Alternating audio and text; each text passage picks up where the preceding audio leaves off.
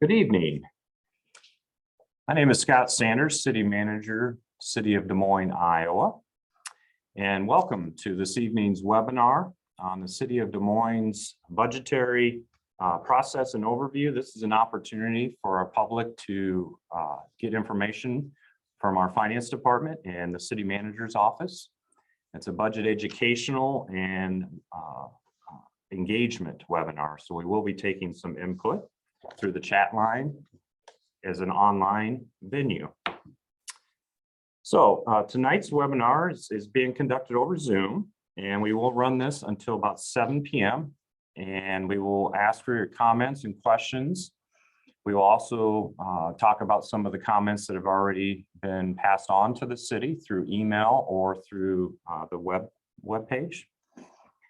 The material we're going to cover tonight is oriented on the city's budget process and the current year numbers with our budget. There will be opportunity to talk about next year's budget and its formation in later dates as we come back to the public with a proposed city manager budget. You can expect that in the next few weeks and throughout January and February. It's important that we're transparent in our process, and that's why we're having this conversation tonight. And we had a conversation last week at the Central Library in person at over the noon hour. So we're trying to mix it up in venues and also time of day. There's very little that we do around here that's as important as allocating resources. And again, being transparent in how we do that. We also need the public's input to make sure we're hitting upon the priorities of our community, especially our residents. Over the next 90 minutes, we will have the opportunity to hear from the city's finance director, Nick Shaw, and I will take a few minutes in between as well to give more context to the process. Nick will provide the numbers that we have in the current budget cycle. And then also talk a little bit about the local options sales tax, very important to our community. There will be an opportunity in the second half of our conversation tonight to talk about the COVID dollars, although otherwise known as ARPA funds from the federal government. And that's pretty important because we've had one-time revenues passed on to the city that we'll have some flexibility in spending those to help our community. Then again, throughout, we'll be able to take questions through the chat as well. So I think with that, I'm going to pass it over to Nick. Oh, we do have a video from the mayor as well.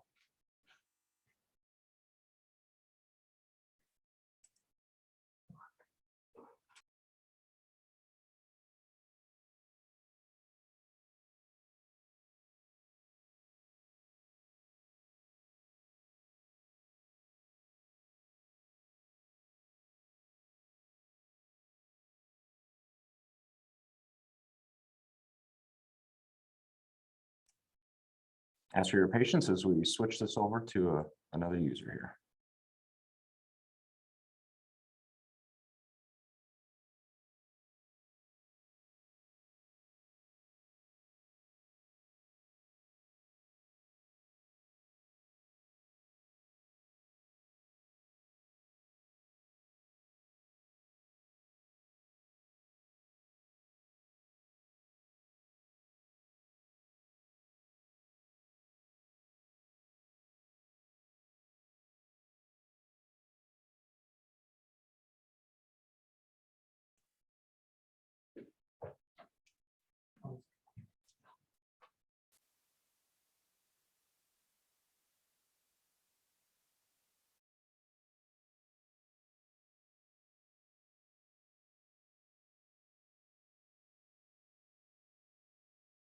Welcome and thank you for joining the city's budget education and engagement presentation.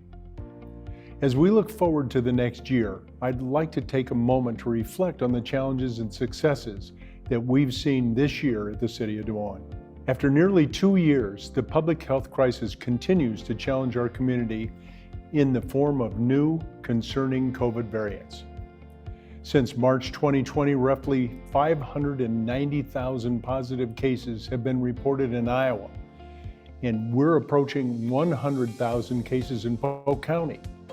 This has resulted in roughly 7,600 deaths statewide, with more than 800 reported in Polk County. We will continue the fight against COVID to make sure our residents are healthy and safe, and that we get assistance to those in need. As we work through the pandemic, we want to make sure we recover stronger and better than before. This demands that we make generational investments toward public infrastructure, addressing climate change, and make significant community-led investments toward equity initiatives so that Des Moines can truly be a city for everyone. This year, we made significant community-led investments to address long-standing racial inequities. People that live in different parts of our community have different needs. We created the position of Chief Equity Officer for the city and finalized an equity toolkit to be used to evaluate proposed and existing programs and policies in the city.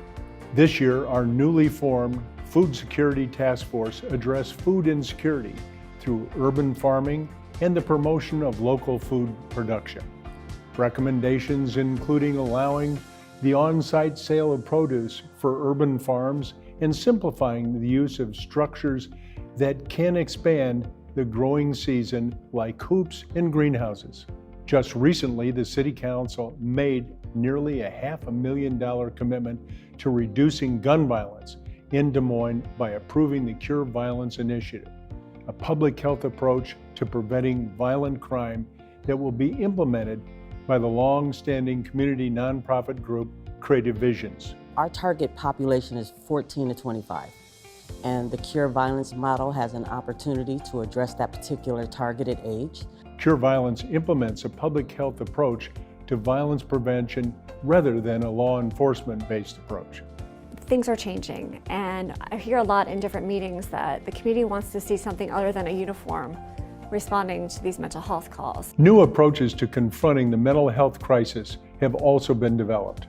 Our police, in conjunction with Broadlawns Medical Center, have partnered to create crisis advocacy response effort programs. I think this is going to be a game changer for the city of Des Moines. A city our size, there's not a lot of programs this ambitious. This is an extension of the Mobile Crisis Mental Health Response Team and will redirect non-criminal or mental health 911 calls to Broadlawn staff with crisis intervention experience. We are also developing new approaches to address climate change in our community. As president of the global organization ICLEI, I had the opportunity in November to attend COP26, United Nations' highest level meeting on climate, convening national leaders from across the world to combat climate change.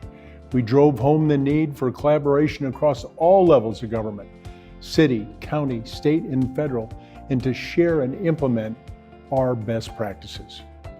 Des Moines continues to lead the way in tackling climate change through our fund support for environmental programs and investments that promote a clean, safe, and healthy community that is affordable for everyone. As city leaders, one of our goals is to responsibly utilize taxpayer dollars through efficiencies in our city operations. We are happy to share, despite the financial toll of the COVID pandemic, the local option sales and service tax has exceeded revenue expectations for 2021 with $34 million generated. We continue to use these funds toward objectives that our community identified as a priority: lower property taxes, enhanced public safety, improved neighborhoods, and upgraded streets and stormwater systems. The underground detention chambers we're installing underneath these parking lots will store a total of 110,000 cubic feet of stormwater. We recognize that much greater investment in street improvements would result in a considerable difference across Des Moines. Our vision for tomorrow includes a complete transportation system providing safe, efficient infrastructure for walking, bicycling, mass transit, and automobiles. As we look ahead to next year, we will build on our commitment to strengthen this community through a number of initiatives: neighborhood improvements with Invest DSM, collaborative public-private effort to rejuvenate Merle Hay Mall, the start of a new era on the former Dyco Superfund site south of downtown, and initial plans for a new $12 million community center to replace the Grub YMCA. That is why I am confident that with your help, together we can make 2022 a very special and productive year for Des Moines.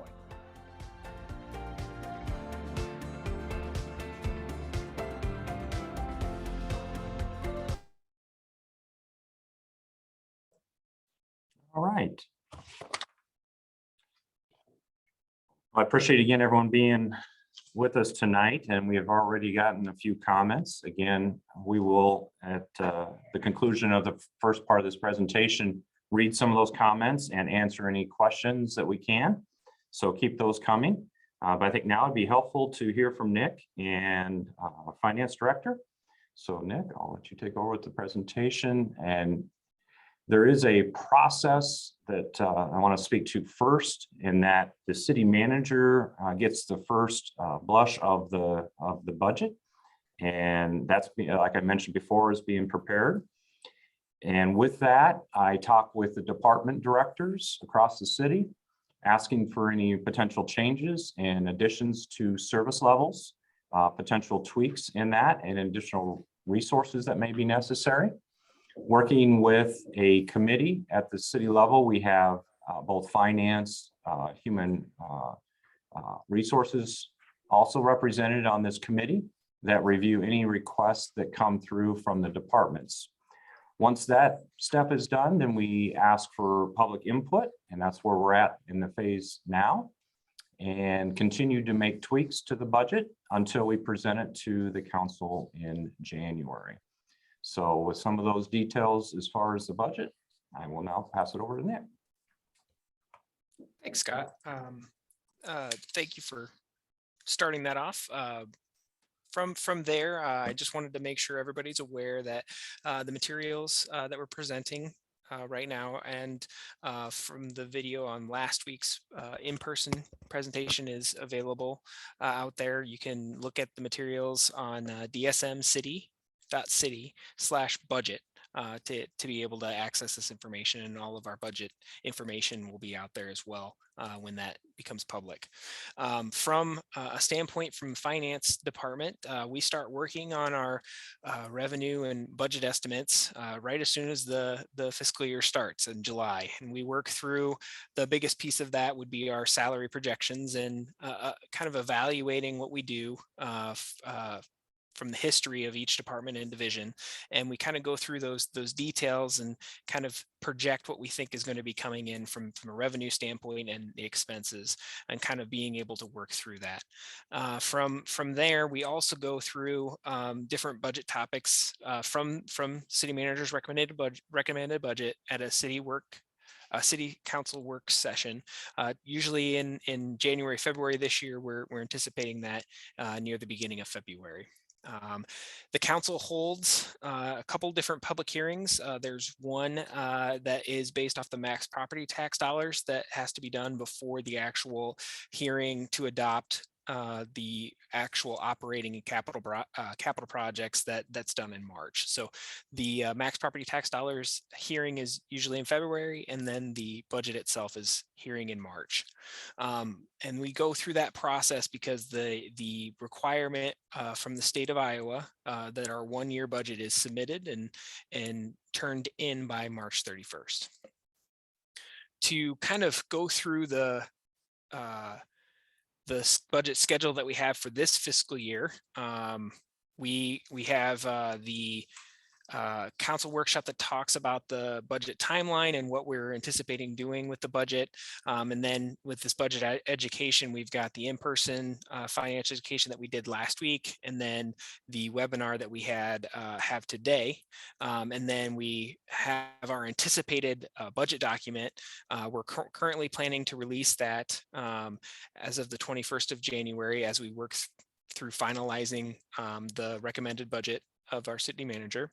And then when we will have that workshop to discuss is currently planned for February 2nd. From a council meeting standpoint, this kind of lays out the timeline of our requirements to be able to meet that deadline of March 31st. As you can see, council has actions on approving the notice for the different hearings prior to the actual holding the hearings. And that timetable is kind of set out there to allow us to have those times and the public hearing over the course of time to still meet that requirement that we have. Our main budget, the way we budget and how we account for our activities is based off of our governmental structure, and it's fund basis. Usually you have a grouping of different related accounts that aggregate all that activity that allows us to account and report things accurately over the course of the year. From our standpoint, we are much like any of the other cities and counties around here, same with the state that runs through that structure. To kind of highlight some of those funds that we have and how we talk through them, our main primary operating account is our general fund, and that's what we usually highlight most in our budget discussions. That's where we kind of live on most of our operations. Another big piece of our budget also deals with capital projects. That's where we will spend money on our streets, parks, fire apparatus, and other items as well. Enterprise funds are ones that are run like a business. Those are initially those are supposed to be funded and supported by user fees to provide the services that they do. Some good examples of that is our sanitary sewer, our solid waste, our parking, and our stormwater funds, our enterprise funds that we have that are user based to cover those costs. Some of the other funds that are kind of unique are our special revenue funds. Those are ones that have very specific sources to be expended. And some good examples of those that we have here at the city is the road use tax fund, our local option sales tax fund, and our urban renewal tax increment financing funds that we have as well are kind of the special revenues that can only be spent on certain things, and that allows us to track those very precisely to show compliance.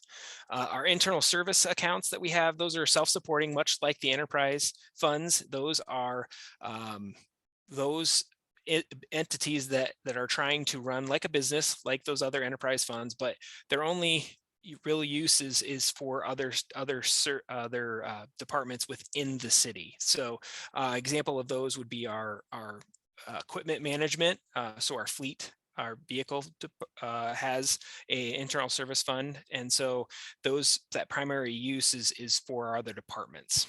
Our debt service accounts is from our paying our principal and interest that we issue for different activities like our streets and different CIPs that we have, and having to pay those over time. So that's kind of that debt service fund as we go through that. As we dive into some of the detailed information from aspect of our revenues and expenses for the current fiscal year 22, that started in July 1 and ends on June 30th. We are looking right here as our general fund revenues. As you can see, our major revenue source is at property taxes at 60%, as you can see from this pie chart.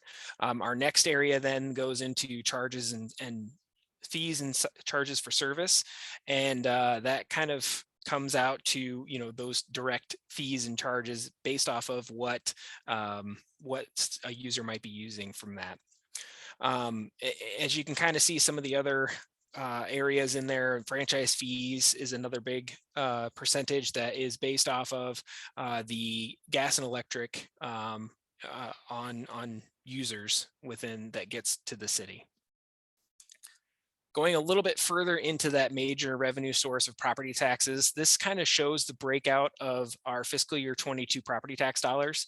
Our residents that pay into the county for their property taxes, this shows a breakout of the different taxing entities, how that breaks out. As you can see from this slide, the city of Des Moines makes up 37.5% of the dollar that comes in for each dollar that comes in. And it breaks out from there to the Des Moines Public Schools, Broadlands, Dart, DMAC, Polk County, and the assessor and the state of Iowa make up a very small portion of that as well. As we dig in a little bit deeper to specifically our portion of the property tax dollar, you can see that 38 cents breaks out between our general fund levy, our liability, property and self-insurance, and then our employee benefits levy and our debt service levy. So you can kind of see that the biggest component is our general levy piece of that, and that's what goes into that general fund for levying. To kind of give you a visualizing of how the property taxes work, as you can see from this table, as an assessed value, kind of a variation between the 100,000 and 150,000, you can kind of see that the assessed value is what the county has determined what the value of the home is, and there is what's called a rollback at the state level that basically says that residential properties are taxed at a lower percentage than what their assessed values are. And so for fiscal year 22, that rollback was 56.4% roughly. And so from that, you can see that $100,000 assessed value home is only taxed at that $56,400. From what the tax rate is in fiscal year 22, that 100,000 comes out to just under $2,500 for a total tax bill. How that equates out to the city is $937 over the course of the year, and then at a monthly rate of $78. From there, going into the expenses, as you can see, as a breakdown of type of expenses, you can see that our personal services, our salary, the salary and benefits for our workers for the general fund is the largest percentage at 79%. The next biggest area is the contracted services. From that, the biggest kind of component of that is payments out to different community members for the hotel motel tax that we have. So we have 2/7 of the hotel motel tax that goes out to Bravo or CVB. As we look at it more specifically, those costs of the general fund, as it relates to different departments, you can see that our public safety represent the largest percentage of our cost of the general fund. Our police and fire budget represents 62% of the overall general fund budget. The next being our administrative services, which is a pool of multiple departments of city clerk, city manager, finance, human resources, IT, legal, and mayor and council. Those are kind of those administrative services to do the work over all of the departments as well. So it made sense to kind of group those together as one area for administering. And to kind of break down some of the different services that are provided that are covered by the general fund, we've got over 200,000 calls for service by our 372 sworn officers, and then over 28,500 responses with our 295 sworn firefighters as well.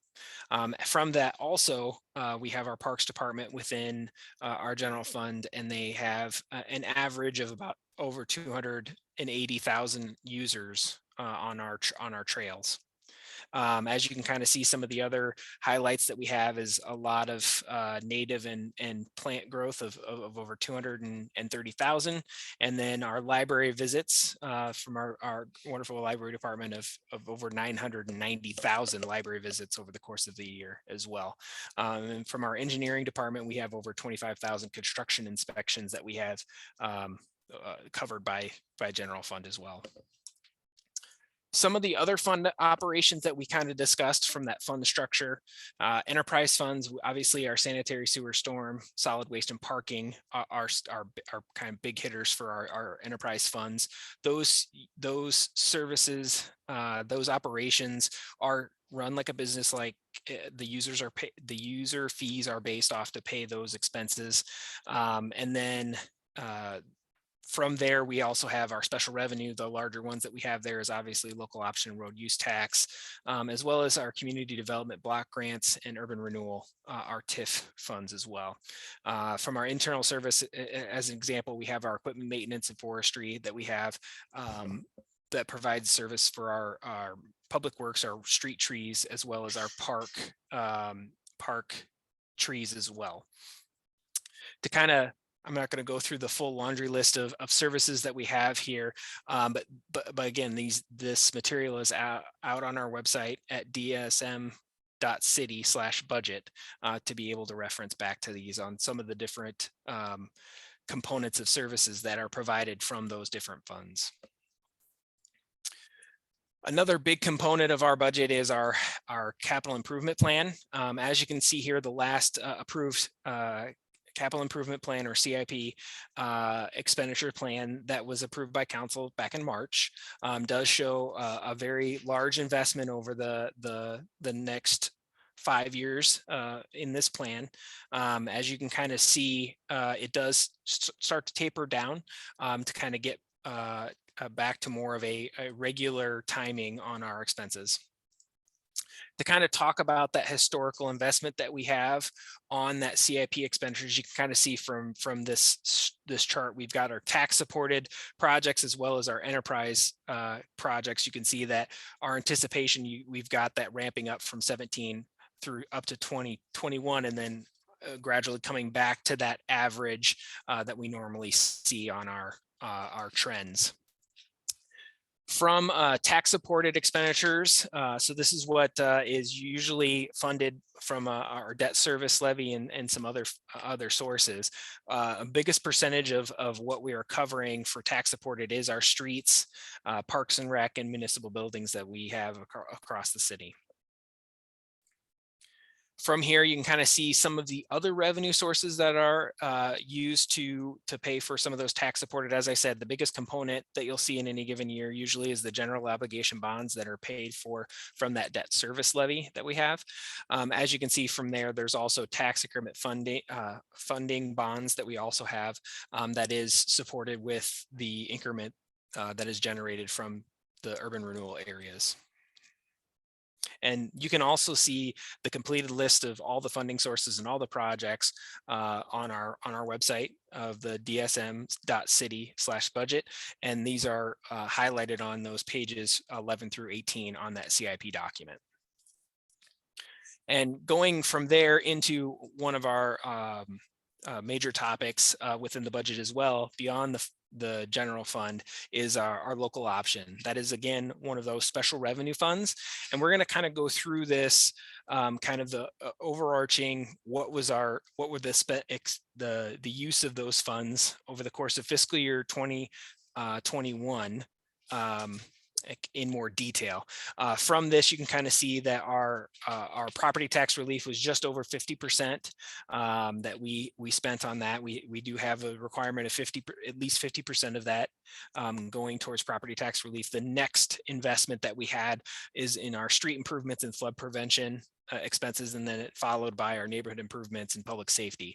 Now, from that, what doesn't get expensed in the current year will go into reserves, either designated or just a financial reserve that can be spent later on some of these specific categories. We want to make sure we're taking a good fiscal stance with local option sales tax being something that can be very volatile. We want to make sure that we have plenty of reserves in place, that we don't have to change an approach in any one year with a downturn in the local option that we get in any one year. From the 50% on property tax relief, this gives an example of what our local option has been able to do. This was based off of our last budget cycle, so our fiscal year 22 budget cycle. You can kind of show that if to do those capital projects that we have in our plan, where we would be from the last CIP plan, where we would be with our tax rate. From our fiscal year 22, the current year that we're in, you can see that for the projects that we have done thus far and in that plan, we should have been at a property tax rate of $18.45, which is $1.84 higher than the rate that we are currently sitting at for our fiscal year. From that, you can kind of see this property tax relief. We had that transfer into the debt service to be able to lower that levy rate at that 17,240. That was allowing us to keep that rate down. We also had a commitment into the Neighborhood Development Corp of $480,000 in the fiscal year 21 expenses in that category. From the street improvements and flood prevention category, we have our $5 million into our CIP for additional street improvements that we have. We have a sales tax report out there that kind of gives a nice long list of the different streets and road improvements that we did under that within that 5 million amounts that we can see. From the stormwater, we've got kind of two different components that are made up of that $1.5 million. 550,000 was transferred into the stormwater account to be able to pay for the citywide study that is currently being worked on and hopefully will be wrapped up soon. And then there is $1 million component to that. There was a loan from the general fund into the capital projects of the stormwater fund, stormwater CIP funds, that the general fund put $9 million into those projects to work towards those. And this is $1 million getting paid back to the general fund. The general fund kind of fronted that money to try and move forward with projects sooner rather than waiting over time. There's also a flood prevention buyout for that we are designated money into that every year to be able to purchase homes that are in the floodplain within the city. And we're trying to work through that. And that's part of that designated reserve. If we don't spend it in the particular year, we'll carry those funds going forward to be able to do that. Within the neighborhood improvements, we've got 4 different categories that we have under there. We've got the special investment districts. That was a contribution to our Invest DSM partner that is currently working in 4 different areas within the city. And that contribution and their work across the city there in those 4 special investment districts within fiscal year 21. We also started to work on our property improvement program within our neighborhood services department, as well as we did our matching grants, neighborhood matching grants that we worked with Invest DSM to kind of manage that program and trying to work through those neighborhood grant matching grants with that.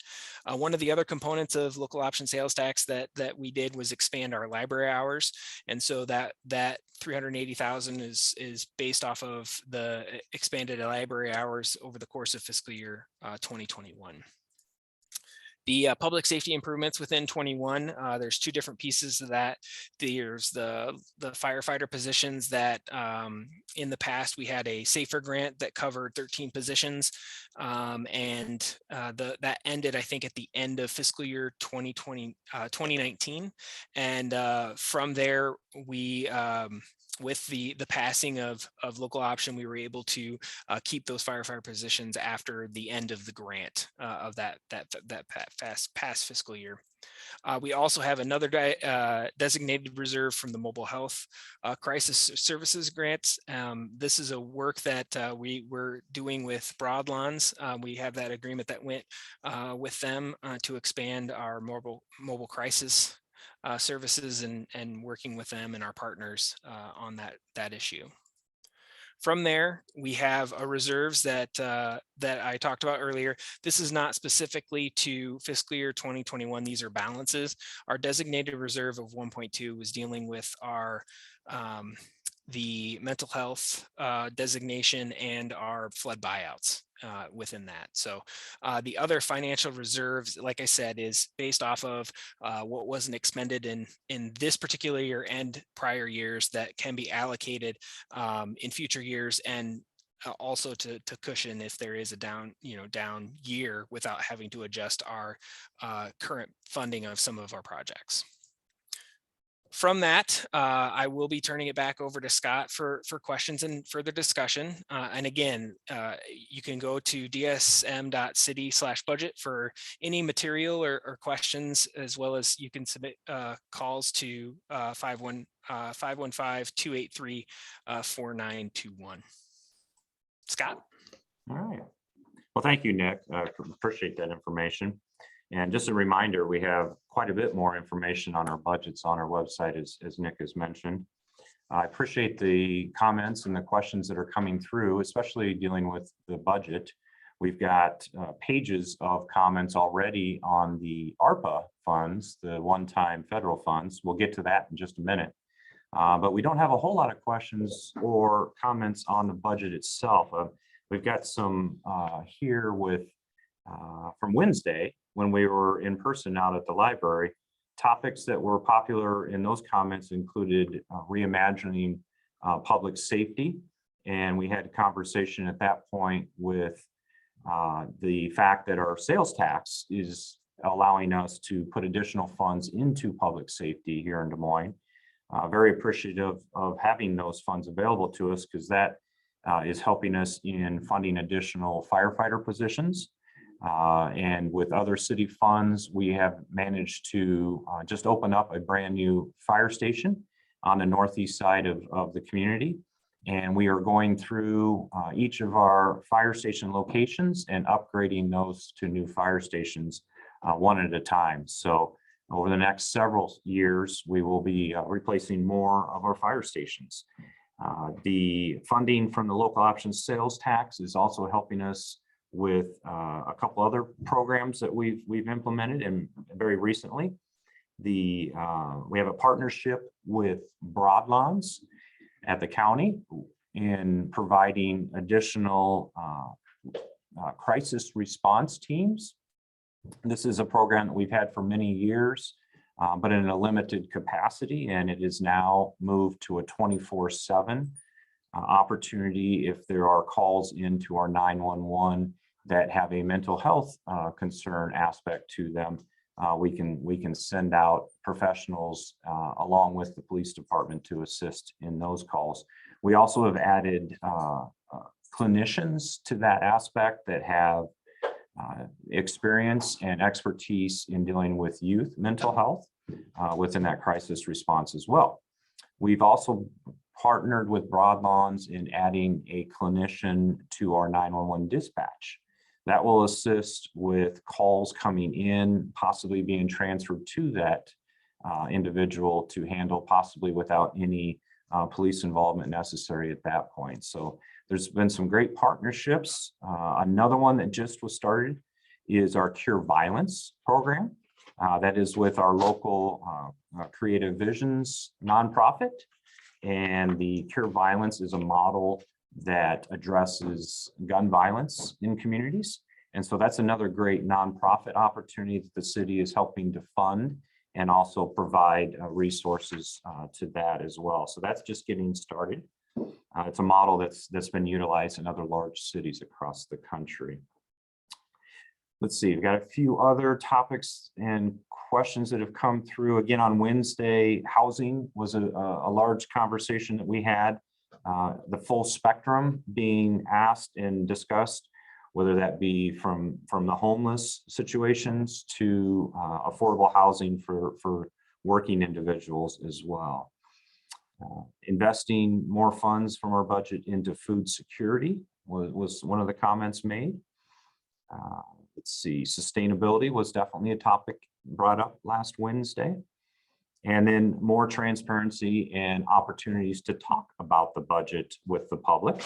And on that note, I will let you know that you may see us around the community, as Nick and I have made ourselves available for community events for which the event providers may want us to come and be available to the public with their particular audiences. So we are available to do that as well, to take comments, answer questions dealing with the city's service levels and our budgets. Again, we continue to get quite a few comments on ARPA. We do have a question here on the budget dealing with the TIF districts. These are tax increment finance development agreements that the city has with individual developers as they build new construction, sometimes renovate as well and rehab. The question is, how much did the city pay out in TIF in 2021? And let's see. And so that number, and we're checking on this here real quick. Excuse me here just a second. I've got. Okay, so for last year, we were just over $45 million of TIF funding, and that is funds that would have gone to infrastructure and potentially rebates. When it comes to TIF financing at the city, several of those agreements with new development include, as they pay new taxes on the new buildings that they are building, we could possibly rebate back some of those funds. And that entices them to build in our community and sometimes build even larger, which obviously helps with employment and helps with local option sales tax. These may occur with retail venues as well. I think the key point here is that we are very limited in how we utilize our TIF in Des Moines. The downtown area specifically has been a TIF for quite a few years, and we are only utilizing about half of that capacity.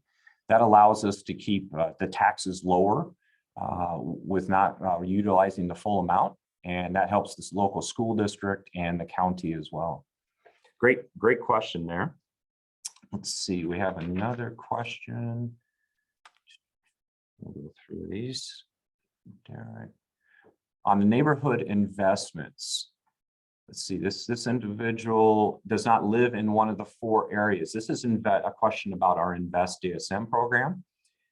There are a lot of investments in those 4 designated areas, that is correct, but not being in one of those. Let's see, the question is, would my area ever be a candidate for eventually getting into one of those improvement programs? So let me talk a little bit about Invest DSM. That is a nonprofit that was put together as a partnership between the city and the county. So Polk County has been a fabulous partner in that effort. And we are putting money into 4 areas across the community.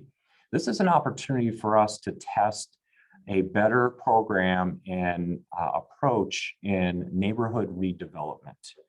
And in this approach, we go right after improving every property that needs improving within those 4 areas. So we're talking to the homeowners, we're talking to the landlords if it's a rental property, we're even talking to the commercial properties in those areas. We have other nonprofits, such as what's called NDC, Neighborhood Development Corp, that help us with the commercial aspects and some of the larger housing in these redevelopments, if you will.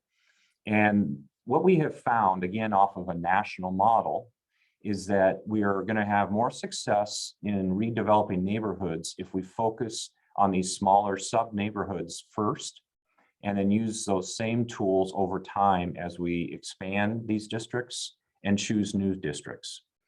I would expect that we would be choosing new districts about every 5 or 6 years on the long end. And as we have made our way through these sometimes 300 to 500 homes in each of these areas, we will find ourselves expanding further and adding districts to it. It's about 2 years into the program, testing it out. We've already found some great solutions that we have spread to the entire city. One of which is the removal of blight. We knew that that was something that would need to be addressed in the entire community. But there is also a grant program that we found very successful within Invest DSM in those 4 neighborhoods that we have now spread to the entire city.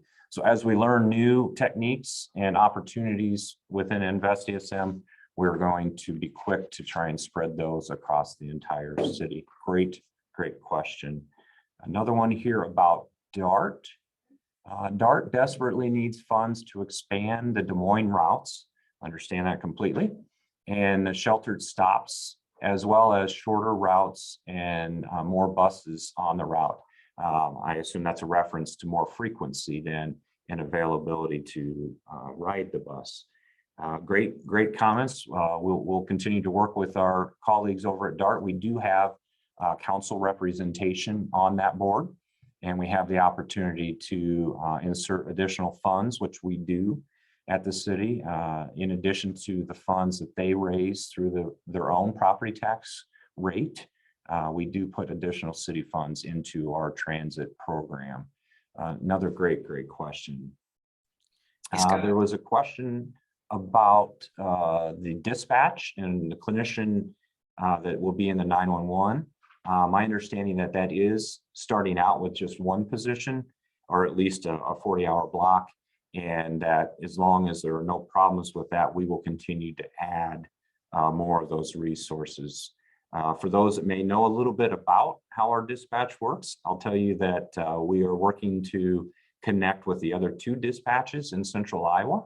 And so we could see ourselves actually sharing the clinician, the cost of that and the availability of clinicians across all of central Iowa's 911 dispatches. Another great way that technology is helping us to be more efficient as a community. I could go on about the different multi-community arrangements that we have with our great partners. And this is another example of that with our dispatches. Nick, do you have a question? Yeah, we've got a kind of one question from somebody. Giada had a question about the public sessions for public input, and basically, yes, we have those public hearings for public to be able to do that, as well as Scott kind of alluded to it near the beginning of the presentation as well. We are planning to do having Scott and myself available for other meetings as well, that we might go out and present more, and we'll try and keep that DSM.city/budget updated with those possible meetings that we're going to be going to, as well as we do have the work session as well, that will be kind of covering some more in depth for that next year's budget. But the public sessions, we will have those public hearings in February and March, as well as we'll be probably doing some more within January. We're still working out the details and how much will be available, but that is one thing that Scott and I are committed to looking into and working through. Scott, I'll hand it back over to you. Okay, well, I appreciate we're continuing to get some comments here and questions. Most are still dealing with the ARPA, so please do keep any budget questions coming. Let's see, we've got one here from neighborhood asking about positions, both police and fire, that are understaffed. Great concern there. And so what you might imagine is, we are a growing community. We need to grow the staffing levels as well within our public safety. We have added 13 firefighter positions in recent years, and we are looking in this next cycle very seriously about adding additional firefighters, especially as we have the need with new fire stations even being opened. And we have the ability with the sales tax to do that, again, coming from the commitment that the vote of our public gave us with that sales tax. The importance when it comes to the actual head count of our police and fire is to understand that both of those positions, an entry-level policeman and a fireman, do go through a very extensive training when they come on board. And in some instances, a firefighter being trained as an EMT as well would need a full year of training. And so we hire as academies all at the same time to put anywhere from 15 to sometimes 20, even 25 or 30 individuals through the same training at the same time. And so it really, that number changes almost daily as we have retirements. And what we do is, when we make a decision on how many new officers to put through an academy and firefighters, we actually overstaff, if you will. And so we have a budgeted head count that we are planning on, and every year for the full year. And we know that when an academy starts, we're likely to be under that amount. So we will bring in people for that 1 year training that may be higher than the anticipated annual budget, and it will even out over the year. So it does ebb and flow quite a bit. in the police and fire by 20 positions sometimes within the year. And that's on the magnitude of about 280 firefighters, check on that number, and a little over 300 sworn police officers. So it's not unusual to have 15 to, in some extremes, 20 short when we start a new academy. Great questions. Keep them coming. Okay. Well, so let's go ahead and jump into the ARPA discussion and then allow for some of the comments and questions about ARPA. But I would ask that you continue to go ahead and send questions about the operating budget as well. So before I kick it right back over to Nick, I do want to recognize that how unique these ARPA funds are to the city and how helpful. This is an incredibly once in a lifetime type of funding source that the federal government has put out to all cities and counties across the entire country.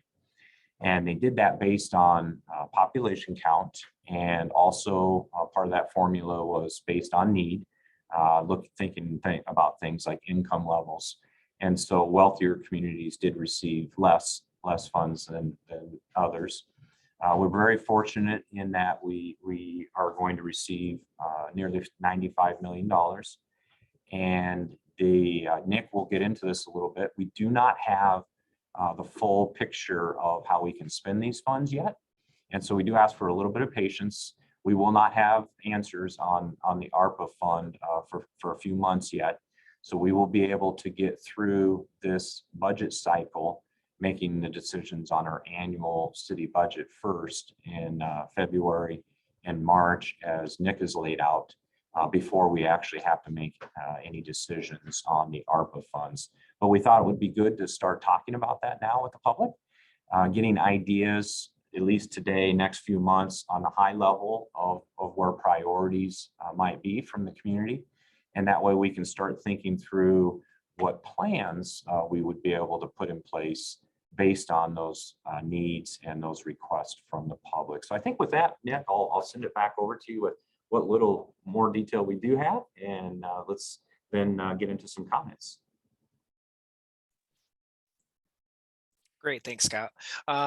As Scott alluded to, the American Rescue Plan Act, that is very unique in a situation that we have, and we are kind of working through the details of that. And I'm just going to use this short little part of this presentation before we open it up again for comments and questions that we've received through comment here on the presentation, as well as some of the stuff we received on Wednesday as well.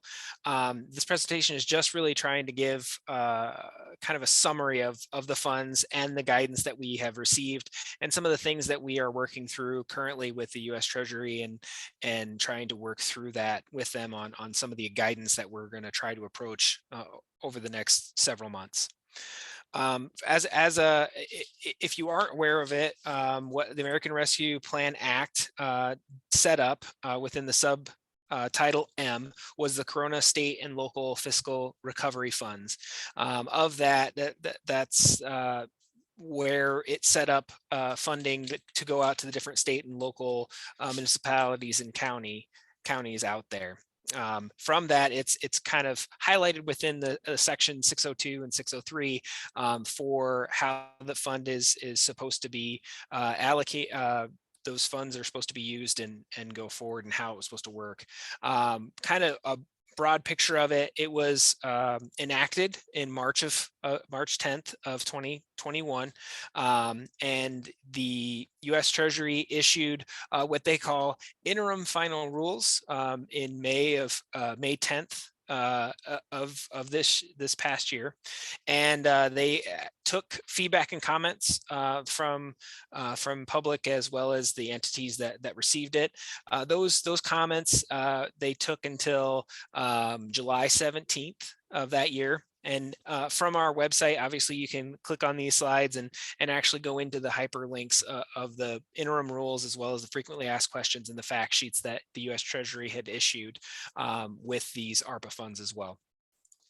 From that, the local portion funding that got allocated through the American Rescue Act Plan Act was 130 billion, of which the city of Des Moines was allocated that 94.8 million that we have. Now that was divided, like Scott alluded to, based on a modified community development block grant formula for those populations for cities populations over 50,000.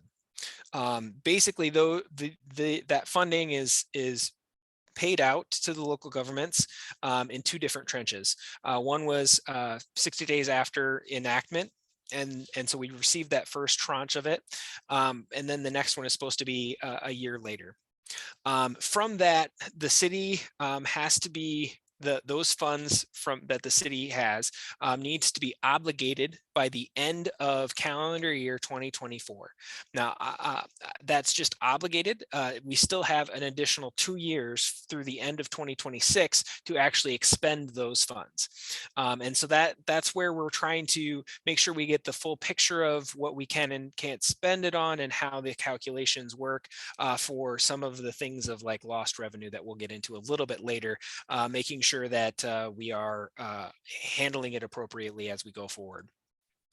As we dig into section 602 and 603 of the Act, it kind of highlights the allowable expenses. They kind of broke it into 4 different categories. Obviously, there's a lot more detail within this of the interim rules, but these are kind of the overarching descriptions of the allowed responses. So response to the coronavirus or its negative impacts, as well as responding to workers' performance of essential work during COVID-19. And then there's also the provision that is the government services to the extent of reduction in revenues as it relates to the different entities.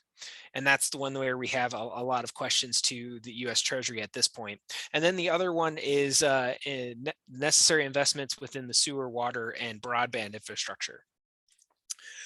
From that provision that we talked about, that C provision, we did submit a comment to Treasury concerning our revenue loss calculation.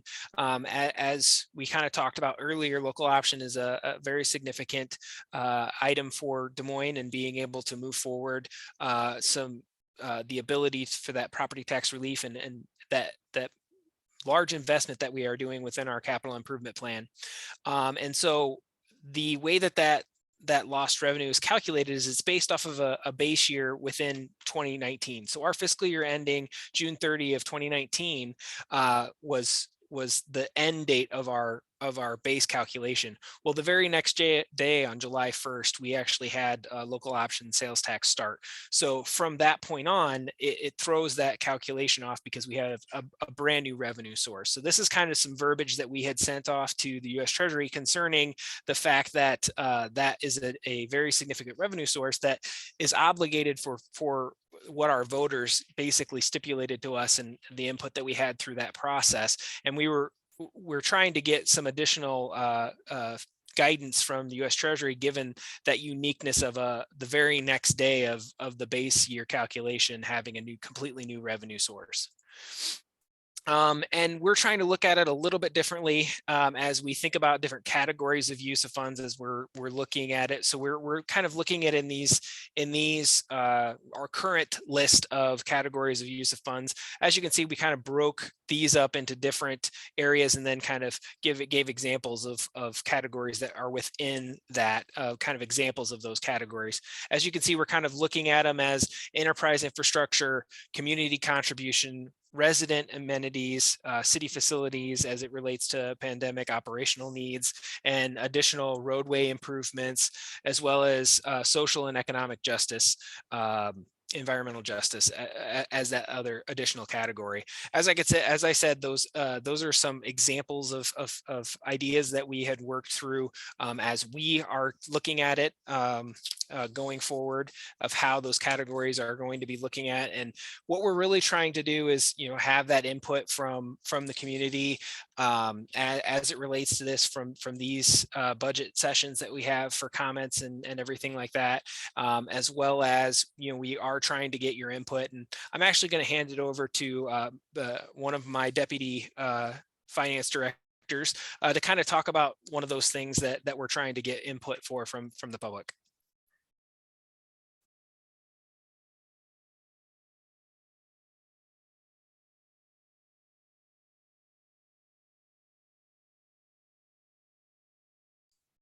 Hold on one second as we get the technical issue up. I'm handing it off to Joe Brandstatter. Hey, good evening, everyone. Thanks for joining us tonight. I wanted to run quickly through the survey that we've posted online at dsm.city.gov, dsm.city/budget. And on the website, we have created a brief Arpa survey that we've had pretty good responses to so far. And I just want to remind everyone about that survey. And basically what we're trying to do is just get a little bit of background about the individuals submitting the survey, where you live, what your zip code is. And then we just want to hear a little bit about what you value about the city of Des Moines, and also, what are some of the things that you would like to change about the city of Des Moines. Also, we're going to ask a little bit about how you're affected by the COVID-19 pandemic. I know everyone's been affected by it differently. We just kind of want to get an idea of, your mental health experience. Have you been required to work remotely, work challenges, those sort of things. So there'll be a few questions related to that. And then really, Nick discussed some of the categories that the federal government has asked us to fit some of the expenditures into.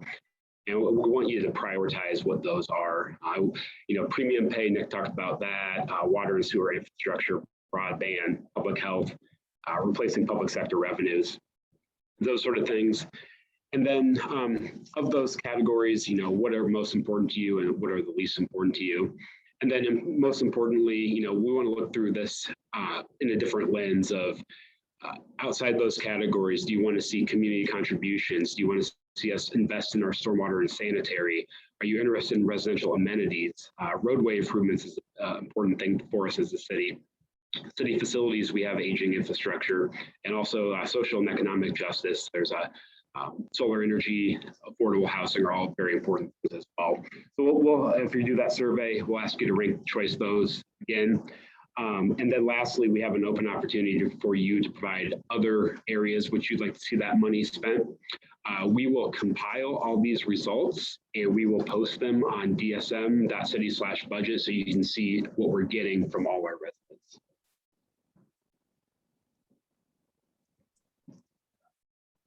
Yes, yeah, you can provide your comments as well. All right, thank you, Joe. Thank you, Nick. Actually, so I think our attendees are aware of the dsm.city/budget. If we could go back to the slide of the categories just to give people some thoughts on additional comments that they may have. I'm going to go through some of these comments that have been received since Wednesday. So some of these were showing up even last week, which is great. This is what we're asking for. And so I'm going to kind of rattle through some of these really quickly, and then I'm going to go to some of the comments from tonight that we're getting. A desire for planting of more trees. Again, this is for utilizing our ARPA funds. Community center programs, more programming for the youth. Let's see, rent and utility relief for residents that's easy to access, the ability to apply online or possibly over the phone. I want to see those among us that have suffered loss of jobs, loss of affordable housing to be able to be looked after by these funds. Also, some of our small businesses who have suffered greatly should be helped as they provide jobs and are needed by our community. Great comments here. Assistance for individuals that are no longer eligible for unemployment and financial assistance for low-income families. Comment here that generally more of the funds to be spent on mental health. I can totally understand that. Let's see, ARPA funding should be used to assist those with the most barriers and create a community of investment for all of our people. Quality child care and early childhood education. Again, just once again, these are also going to be posted on our website. And so I want everyone to understand that at this point, we're getting great comments. We're not going to be able to go through all of them tonight, but we will continue to post them online. I've got another one here real quick, and then I'm going to go to Nick. This one is actually from a couple of our residents that have helped us in stormwater. Gloria Hoffman and Jenny Kleiss, both on our committee helping the Stormwater Infrastructure Advisory, telling us that we will recall that following the 2018 flood and prior to the formation of the committee, a group of 20 or more citizens had met for several weeks with public works staff and presented recommendations to the city council. And they would both like to speak to two of these items. Number one, that an outside firm be hired to assess the stormwater infrastructure across the entire city and assist in prioritizing those needed projects. The study is nearly complete, and at least 20 urgent needs have been identified out of the 71 watersheds within Des Moines. Several could be designed, contracted, and completed within the 5-year span of the ARPA funds and the Conservation Infrastructure Program guidelines that have been provided. Allocating a substantial amount from one-time funding sources for one-time projects would be fiscally responsible and address defined stormwater management goals. On a personal note, stormwater flooding was an identified issue in my Beaverdale home in the 1970s. A major flood in 1998 resulted in a study in a plan of which only 8 of the components had been completed prior to this recent disaster in 2018. The Closest Creek project is now one of several that are underway, which is great, but also points out the need to respond to the findings of the current study in a timely manner, again, across the entire city. Number two, the second recommendation for which the committee recommends council action is to commit $500,000 a year for 3 years from the local option sales tax income for the stormwater infrastructure. Projects are in progress, costing millions of dollars. We would ask that you extend local option sales tax dollars commitment to an additional 5 years and increase the amount to a minimum of $1 million per year of the anticipated 35 to 40 million received through the local option sales tax. Currently, the only other resource that is used for ongoing funding is our stormwater utility tax on everyone's monthly bills. Our Stormwater Advisory Committee is committed to addressing the completion of the stormwater projects in a timely manner, and we respectfully urge you to consider these requests and pledge our assistance to make these urgent repairs. Let's make it happen. Thank you, Gloria and Jenny, for that. Again, that will be posted as well. Nick, did you have an item on the catch? Yes, Scott, I did get a question from Amal about not online or users trying to submit additional feedback. We can take some additional sharing of ARPA feedback by calling the 515-283-4921. Again, we're trying to summarize that information to be able to report that back and have it on our website. So if you are having, the not that aspect, that technology or language issues, the idea there would be to be able to call in as well for us to summarize some of that input as well. So I wanted to kind of address that question that came up as well. So Scott, I'll hand that back over to you. Great addition there, Nick. Additional information that we've received from the People's Budget Coalition, and this is a group that I understand are working together within the community and coming up with ideas. I'll read off what their response was as to how should the city spend ARPA funds. Again, this is coming off of information received from them. Stimulus and survival grants, such as for caretakers, educators and school staff, healthcare workers, service industry workers, excluder worker fund. I think that's something that we're hearing about from other communities. That makes a lot of sense. That's my comment. Makes a lot of sense to look into that. Back to their list, you have housing support, such as homeless and houseless support, rent relief, public housing, repairs and upkeep. Another category is publicly owned utilities, looking into broadband and energy. The topic of public transit, temporary food stamps, funding of schools, school closures and staffing issues. And then lastly, on this list is the water quality. And so great comments that we'll put in the record as well and look into what opportunities we have there. Keep the comments coming. Let's see. I mentioned this already, I think. Quality childcare comes up again, early childhood education. Let's see. Helping undocumented immigrants who have been left out of the CARE Act otherwise and to recover from the coronavirus setbacks. So we're winding down on the time here. I'm going to look around the room, see if we've got any additional comments. We're going to be able to. Question for George Davis. Okay. At the end on parks. Understanding, let's see, this is coming from someone tonight. Understanding that the ARPA funds are not an immediate source at this time. One area specific to park and rec is programming. We talk a lot of the physical improvements, which is needed, but programming is also an asset for the community. Now, that's a great point. I do not want to lose track of our department is called Parks and Rec. And so it's not just the physical parks that they're responsible for, but the recreational aspect, which includes programming. We have community centers across the community, and we're actively looking at rebuilding and improving on the north side of our community, formerly the Grub Y. And so that's a great project we're looking into as well that is coming to us with the ability to have the local option sales tax help fund that project along with private funding. And so great comments there to remind ourselves of. Another comment here that I'd like to see the city plan to increase affordable rental units, particularly for those residents making 30 to 50% of AMI. That's the average median income of the area. How can those units remain permanently affordable?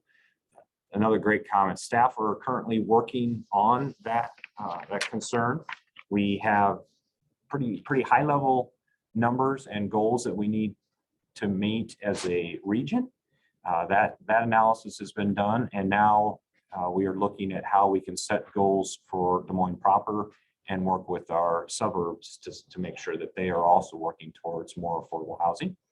Part of that is through new development and making sure that when we are incentivizing new housing development, that a percentage of those new units are affordable, and that we are making sure we're providing housing to our entire community in a mix. It's the key here with affordable housing and is that we are providing a mix of types of housing, whether that be single family homes, larger apartments, and what we now are categorizing as the missing middle. Think of 4 to 8, maybe 10 units that are combined in a smaller multifamily setting. And so a mix of building types of housing, and then also ownership and rent, as well as different price points, because we know that we can show that if we hit the middle range of housing pricing, we do have homeowners today that are in homes that they could actually afford more, but maybe are having a hard time finding that mid-range housing. So as long as we're hitting on all cylinders at all price points, individuals will move up, freeing their previous property up for others at a more affordable price point. So the best practice there is to provide a mix. Another question, is there a firefighter shortage because they were a hiring freeze due to COVID? That was not the case due to COVID. Again, we are only able to hire firefighters essentially once a year as we start a new academy. The exception being we are trying something new. In this upcoming spring, we are going to have a new hiring of firefighters that are already qualified through state programs in training and would like to transfer to Des Moines and therefore get additional training on how Des Moines may differ. And that makes that allows for a shorter training period. and can get firefighters active in the fire stations quicker. So it's kind of like what a pre-certified list will be developed. Just a reminder, I mentioned this earlier, that we were able to add firefighters both through local option sales tax as well as some federal grants, what is titled as a SAFER grant that allows us to hire firefighters as well. 30 new firefighters are going to be starting the Firefighter Academy here real soon, in a matter of days. And so another great opportunity there. And if you know anyone potentially interested in police hiring, I know that they're looking for putting together another academy for the police department here in Des Moines as well. Getting close here. Nick, do you have maybe one more before we? Yeah, Scott, I just wanted to kind of summarize the fact that we're going to be working on summarizing the questions and inputs that we received, which will be available on our dsm.city/budget site. So what we're going to be doing is trying to input the information that we got from our our actual in-person at the library last Wednesday, as well as some of the questions and inputs that we received tonight, as well as survey as we receive that through the survey and phone calls that we have through the 515-283 4921, and we're going to try and summarize that information, like I said, on the budget website, as well as we're going to leave the survey open through the public hearing, so through kind of the mid-March timeframe. We might even keep it open beyond that, probably to the end of March timeframe, just so that we can allow some additional input through those ARPA funds and try and make sure that we have that public access to do that. Like I said, that's the online aspect, but we also, can receive calls about that as well.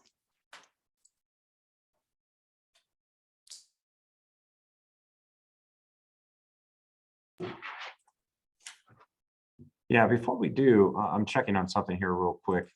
So we've had quite a few comments, and we had participants last week come to us talking about the excluded worker fund impact. And so in receiving those comments, we want to make sure our public understands that we do have services currently available for housing assistance, regardless of nationality or being documented. And so our nonprofit partner in that effort is called Impact. And I've just looked up their website. So it is www.impactcap.org. And so this is a local entity that, again, helps disseminate funds, which we've already done with them through federal stimulus, both for housing assistance and for utility assistance. So that's a great program I want to make aware to everyone that's been available and will continue to be available. There is also some new programs that can assist families with your water bill. So there is some funding available as well through Des Moines Water Works. Now, again, this is Des Moines proper through Des Moines Water Works, but there can be some forgiveness of funds owed for water sewer bills that you would get through Des Moines Water Works. So I just want to make sure everyone understands there are quite a few of these areas that are being addressed through some of our nonprofit agencies as well. Question is whether or not stimulus checks is something that the city would ever consider with ARPA funds. Interesting concept there with a universal income or something of that nature, maybe on a one-time basis. So we'll look into that as well. We know that the federal government has utilized that program as well at times. And we'll check on, obviously, with each of these, as we've discussed before, we are pushing at the federal level for more flexibility in how these funds can be spent. We are very fortunate in that we have our local option sales tax, but the way the federal rules have worked out, it makes the ARPA funds, this 95 million that's coming to us, very restrictive because they counted the sales tax against us. So we need to get a little more flexibility at the federal level. that's being requested, and we feel pretty good that we'll receive at least some of that flexibility such that we can spend our funds on other community needs besides just the water, sewer, and broadband that is highlighted in the language of the federal laws now. So again, I really appreciate the activity here. The comments are continuing to come in, so we will post more of those out on our website, answering any questions that we get. And let me see, I've got a couple minutes here, so I thought I'd see if we had any other. Okay, that's just a thank you. I appreciate that. Will the city coordinate ARPA efforts with Polk County? Great question. Yes, there is already conversations underway with Polk County as to opportunities to spend money together to leverage better. One of those topics that we've talked briefly about is housing. Both the Polk County, as I understand it, and the city through city council have expressed interest in looking into assisting with housing with the ARPA funds. So I think there will be a very strong potential to partner with our partners over at Polk County on housing needs, and probably others as well with infrastructure and other programming needs. We'll find that we have a similar effort in those parts. Okay, additional stormwater comments I see here. Strengthening that line of comments. Additional comments about relief efforts for excluded workers. Once again, great. And it does help to go ahead and repeat these questions, by the way, so that we understand the magnitude of these types of requests. And especially if you're finding yourself as a group, which I would give credit to the other group that responded on Wednesday, the People's Budget Coalition, that make sure you identify yourself as a group of Des Moines residents, so that we know that there are many such requests that are out there. There is not a question about the excluded workers if there is a percentage that's been identified. There is not at this point in time. Again, none of the funds have been allocated yet at the city. Other communities have been given the flexibility that they've asked for and have been able to start spending their ARPA funds. And so again, I ask for a little patience because we have not been given that green light, if you will, on being able to spend the city of Des Moines ARPA funds as we're getting these types of requests that make a lot of sense. I think there'd probably be disappointment, especially as I get these comments, if the city were to quickly spend all our money on sewer utilities, sanitary sewers, or something of that nature. Clearly, there's a lot of requests for the stormwater aspect. Let's see. I think we've got, there was just a clarification on the clinician at 911 is that we believe that there will be just one at this time to start with, and that we'll grow that program as it's shown to be successful. Well, I don't want to lose track of the decisions that the city has right in front of them now for the next 2 months, and that is getting the next year's operating budget and capital improvement plan in place. So as much excitement as there is on the ARPA funds, we need to keep that going and we will have additional opportunities on the ARPA. There will be additional conversations, however, on the budget that we need to focus on as well. There will be hearings, as Nick went through some of those dates with you. You'll see those on the presentation, including the notice of the tax dollar amount. That's scheduled at this point for January 24th. And let's see, that's the notice. The actual hearing would be held on February 7th. Then we also have the hearing on the budget, and that's the final decision that the council will make on next year's budget. And that is planned tentatively for March 7th of next year. So we've got a couple months to finalize our operating budget. Appreciate the comments. We've got a couple months yet to make adjustments as we see needed. Again, there is not a final document yet or even a draft available. That's a few weeks away. And then we can really dig into the details of our budget and continue to get input from our community and the council. So Nick, any closing comments from you? Or?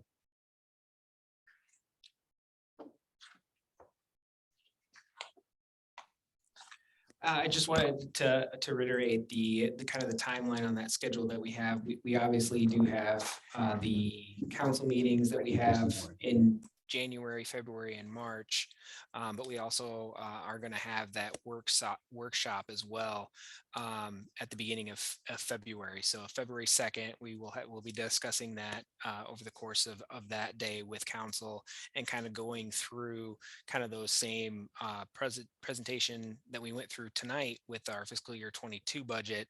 We'll be kind of showing what those numbers on the recommended budget would be for the 2023 budget at that February 2nd, kind of that recommended budget aspect. But then we do kind of go into that January, February, March timeframe with all those different meetings that you can see on the screen at this point of those max property tax dollars, as well as the hearing for the budget and CIP.